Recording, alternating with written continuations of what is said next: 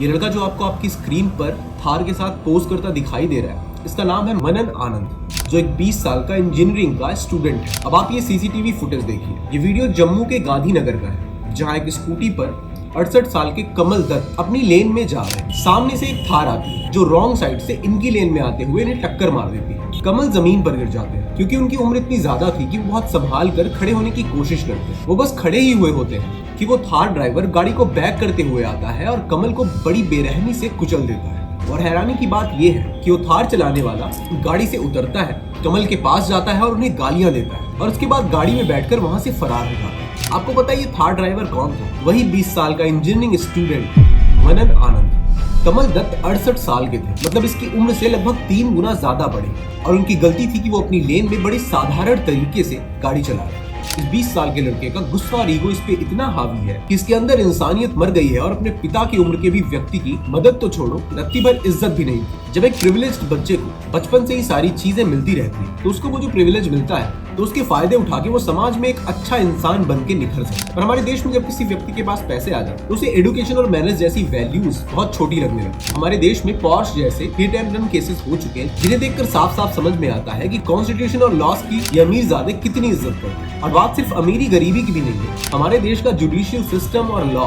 किसी अपराधी को उसकी सजा देने में नाकामयाब हो जाता है या करप्शन की वजह से अपराध छिपाया जाता है तो वो ऐसे 100 और अपराधियों को पनपने के लिए मोटिवेट है। जब इस तरह के केसेस हमारे देश में सामने आते हैं तो इनके ऊपर बहुत ही स्ट्रिक्ट एक्शंस लिए जाने चाहिए, क्योंकि यहाँ करप्शन का मतलब है एक और कमल दत्त जैसे व्यक्ति के साथ ऐसा होना। ये मनन आनंद जैसे लड़के अपने ईगो और एटीट्यूड को जस्टिफाई करने के लिए अपने पिता की उम्र के व्यक्ति को अपनी गाड़ी से कुचल रहे हैं, गालियां दे रहे हैं। इन्हें ऐसी सजा मिलनी चाहिए जिससे ये खुद और इनके साथ साथ इन्हें देखने वाले लोग भी ऐसा करने की सोच भी न पाए। कमल दत्त जिसके पति, पिता और भाई होंगे, उनके ऊपर क्या गुजर रही होगी वो कोई नहीं समझ सकता। पापा को ब्रेन हैमरेज है, पापा का स्कल फ्रैक्चर है, पापा अनकॉन्शियस है, पापा मुझे भी नहीं पहचान रहे, पापा मेरी सिस्टर को नहीं पहचान रहे, और उसके ऊपर क्या बोलूं मैं।